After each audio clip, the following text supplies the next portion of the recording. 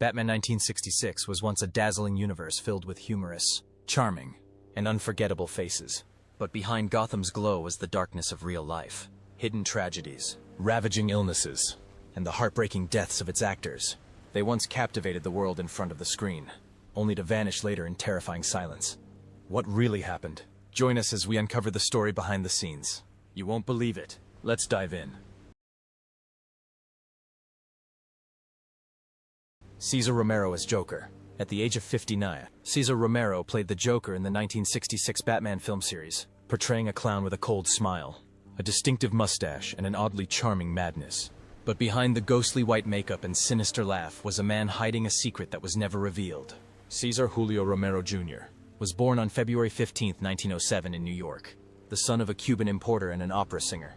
Dubbed the Latin lover of the 1930s and 1950s, Hollywood pushed him for romantic and glamorous roles, and he never escaped that label. He remained single all his life and often avoided personal matters.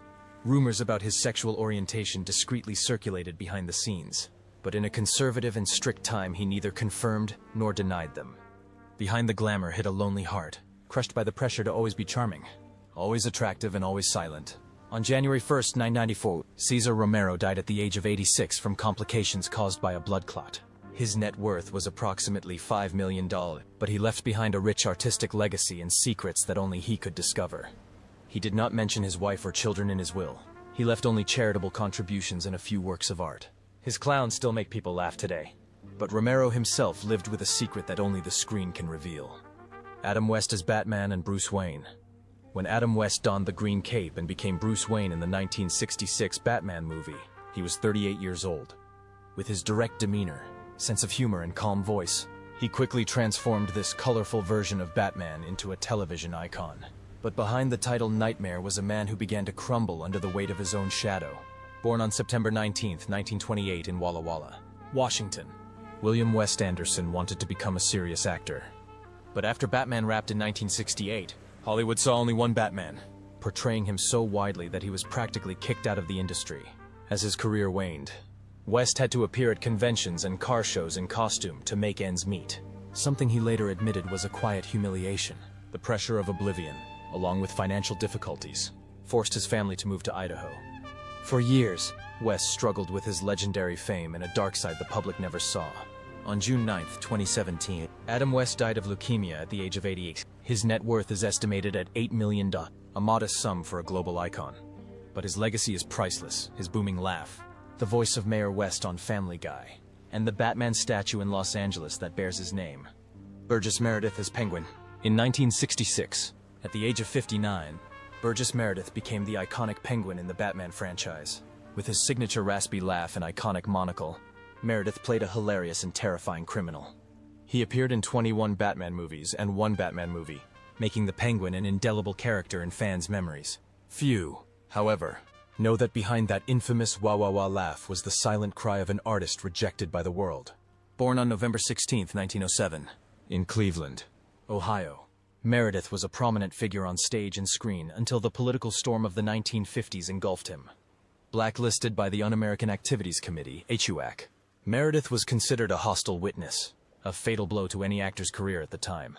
From starring roles on Broadway to supporting roles in commercials, Meredith was marginalized, struggling to maintain his career. A staunch anti-war advocate and environmental activist, he was further isolated by conservative forces in the entertainment industry. A blow so devastating that he once exclaimed, "I wasn't killed, I was buried alive." Burgess Meredith passed away on September 9, 1997 at the age of 89 after a long battle with Alzheimer's disease and skin cancer. His memory gradually deteriorated, depriving him of his most valuable asset, his ability to play. His net worth is estimated at just over $3 million, but his true worth lies not in his bank account, but in the image of the Penguin bowing with a silver cane in hand and his laughter echoing through popular culture like a sad tune from a rusty music box. Yvonne Craig as Batgirl and Barbara Gordon. At the age of 30, Yvonne Craig made her television debut as Batgirl Barbara Gordon, the first female superhero in the 1967 Batman series. With her striking purple costume, fiery red hair, and indomitable spirit, she made television history portraying a strong, intelligent woman who needed no saving. But behind all the glamour, there was an actress who struggled to attract attention outside of her tight leather jumpsuit. Born May 16, 1937 in Taylorville, Illinois, Ivonne dreamed of a career as a ballerina before Hollywood approached her with a promotion. After playing Batman, she fell into the trap of being typecast. No producer could find anyone but Batgirl. The offers dwindled, and the few roles she was offered were not worthy of her talent. She said the pressure to stay in shape and perform stunts without a stunt double led to injuries and exhaustion. Her personal life was also turbulent. An easy divorce, followed by financial difficulties, forced her to devote herself to real estate. An unexpected turn of events for someone who was once a symbol of female empowerment. On August 17, 2015, Ivonne Craig passed away at the age of 78, after a long battle with breast cancer that spread to her liver. Her net worth is estimated at $1 million, a modest sum considering her cultural influence. Although the film industry has somewhat forgotten her, fans have never forgotten Batgirl, the first woman to drive the Batmobile.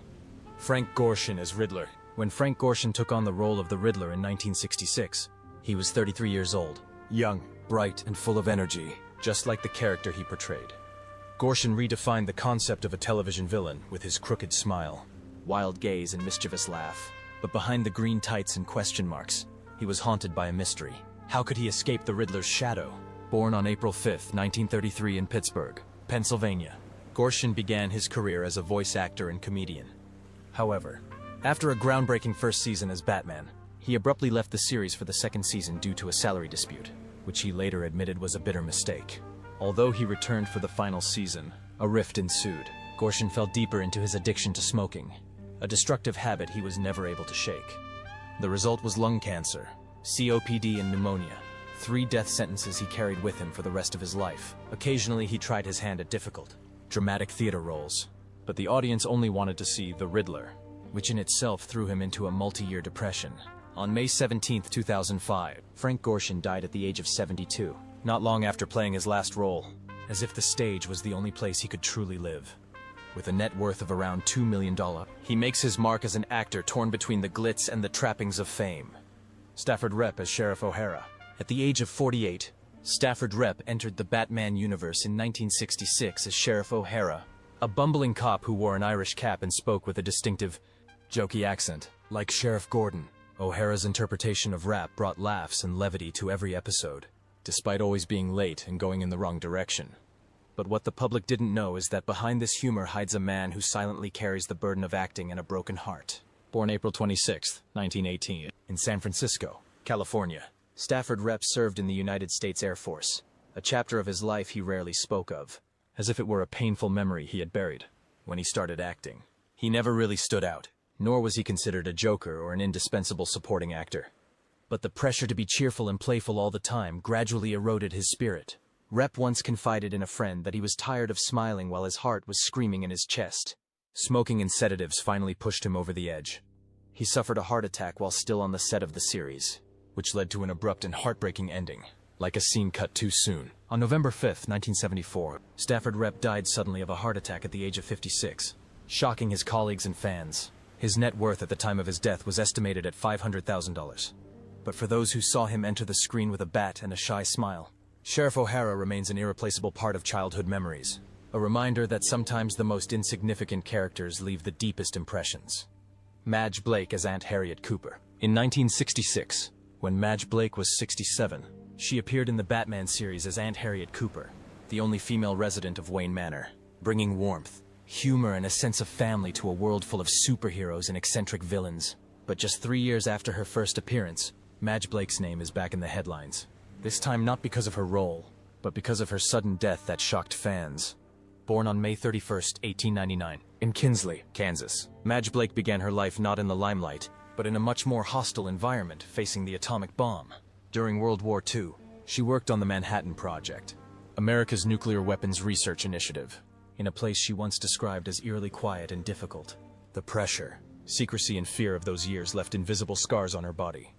It was only after the war that she started her acting career, a dream that came to her late in life and which she pursued with determination. However, in her later years, her health took a sudden turn for the worse.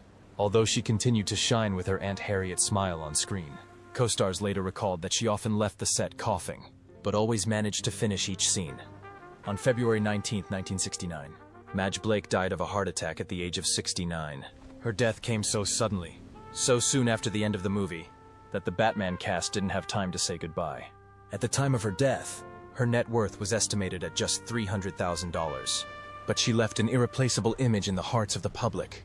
A lone woman in the Batcave, who needs no guns, just a heart.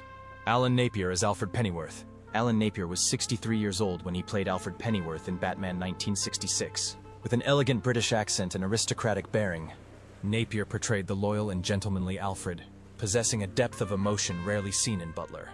But for him, this role, like many others, was just a peaceful stop on a journey that lasted almost 5 decades without significant roles. Born on January 7, 1903 in Kings Norton, Worcestershire, England, Alan studied with J.R.R. Tolkien and achieved success on the English stage before moving to the United States. But the American dream was no fairy tale. He once admitted that he was too tall, too far from Hollywood standards. At over 6 feet tall, he was often portrayed as a villain or an eccentric. Although in reality he was a calm, gentle man, his portrayal of Alfred brought him belated acclaim. But it didn't erase the feeling that Hollywood had abandoned him, a talented craftsman forever relegated to the background. On August 8, 1988, Alan Napier died of a stroke at the age of 85, ending a career characterized by quiet dedication rather than thunderous approval. His net worth is estimated at $1.5 million, mostly from television. He didn't win an Oscar or any major awards, just an old photo of Alfred next to the bat phone. To his supporters, Napier was more than just a servant. It is the quiet heart of the Batcave. William Dozier as the narrator and the Bat Computer. William Dozier was not only the producer of the 1966 Batman series, but also the iconic voice of the entire series. A narrator who would quickly shout, "Same time, same channel, Batman," and the voice of the mighty Bat Computer. He was the invisible soul of Gotham, a connecting thread that drew viewers in with his bizarre twists and breathtaking suspense. But it was in the editing room, where his voice echoed week after week, that Dozier dealt with the destructive pressures of the entertainment industry. Born on February 13, 1908, in Omaha, Nebraska, Dozier entered Hollywood not only with a passion for storytelling, but also as a man of many chances, writer, producer, and director. Batman was a double-edged sword. The first season was a huge success, but by the third season, ratings were falling and pressure from the network was mounting. In one of his rare interviews, he admitted that art and profit are inextricably linked. The tension between creative vision and commercial needs embroiled Dozier in internal strife, budget cuts, and blame for the show's problems. Despite being the voice that made Batman a television legend, he was gradually squeezed out of the story, becoming the forgotten narrator in his own script. William Dozier died of a stroke on April 23, 1991 at the age of 83. While his death was not unexpected, it marked a peaceful end for the man who once lit up Gotham City. His net worth is estimated at $2 million, primarily from film productions rather than acting. Cliff Robertson as Shame. Cliff Robertson played Shame in the 1966 Batman comic series. At the age of 43, he played a funny and dangerous cowboy villain. With his penetrating gaze and Oscar-winning charisma, Robertson has made Shame one of the most recognizable characters in the franchise's diverse cast of villains. But in real life, he fought forces far more formidable than any of Gotham's villains. Born on September 9, 1923 in La Jolla, California, Cliff Robertson is recognized as one of the greatest talents in American cinema.